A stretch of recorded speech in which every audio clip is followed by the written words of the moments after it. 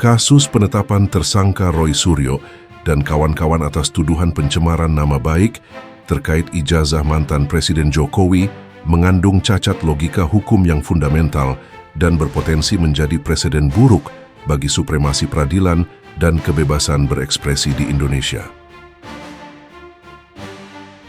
Penetapan tersangka dengan delik pencemaran nama baik sementara keaslian ijazah belum terbukti secara definitif di pengadilan, mencerminkan adanya pergeseran fokus delik yang merusak prinsip due process of law.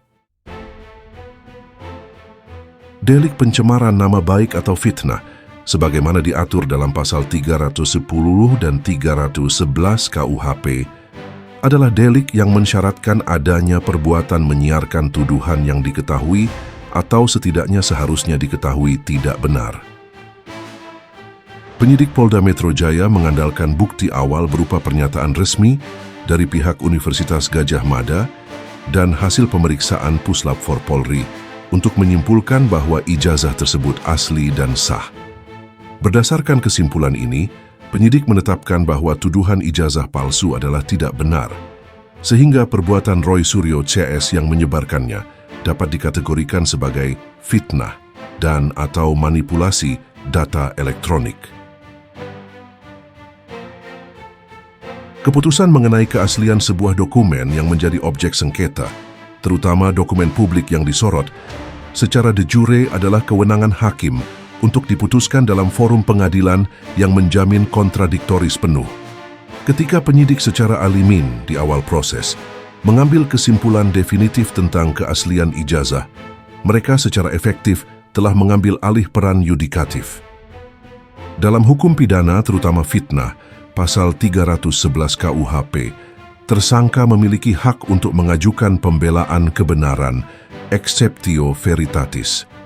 Pembelaan ini memungkinkan terdakwa membuktikan bahwa tuduhan yang disebarkannya adalah benar, sehingga unsur pidana fitnah menjadi gugur.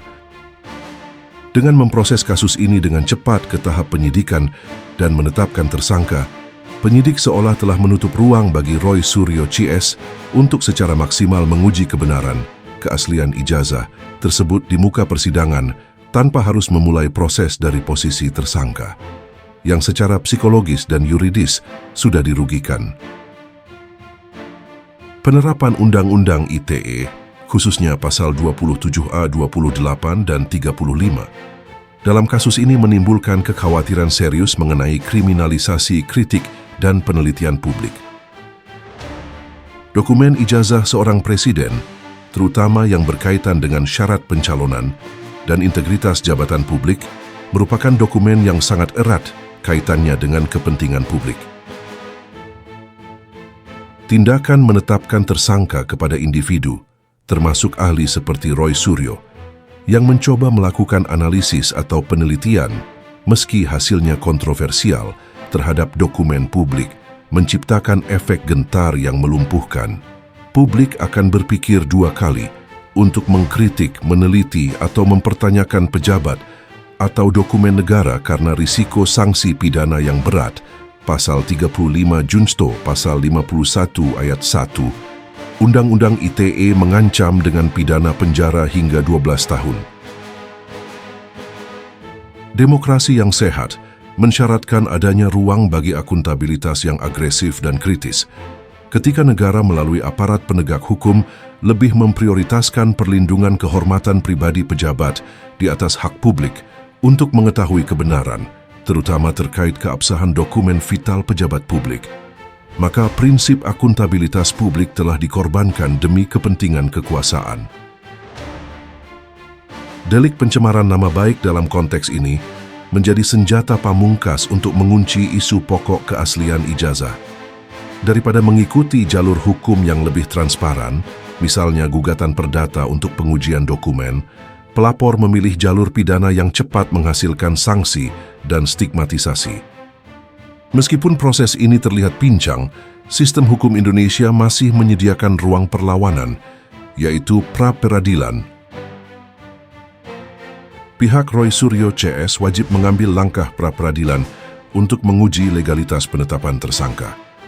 Dasar utama pra-peradilan dalam kasus ini harus fokus pada pertanyaan, Apakah bukti yang digunakan penyidik untuk meniadakan unsur ketidakbenaran tuduhan, yaitu pernyataan ijazah asli, sudah memadai secara hukum untuk menutup ruang exceptio veritatis dalam delik fitnah sebelum ada putusan pengadilan yang inkrah?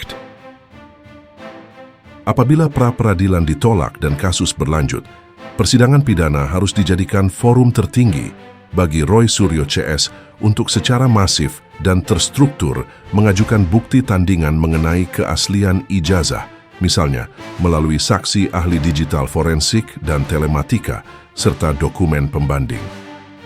Jika mereka berhasil membuktikan keraguan rasional bahwa ijazah itu palsu, atau setidaknya berhasil membuktikan kebenaran tuduhan mereka, maka unsur pidana fitnah harus gugur dan mereka wajib dibebaskan.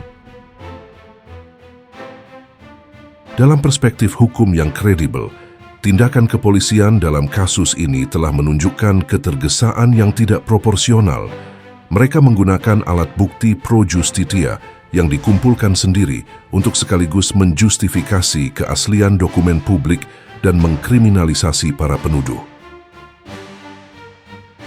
Hal ini bertentangan dengan prinsip supremasi peradilan yang seharusnya memosisikan pengadilan sebagai benteng terakhir dalam menentukan kebenaran material.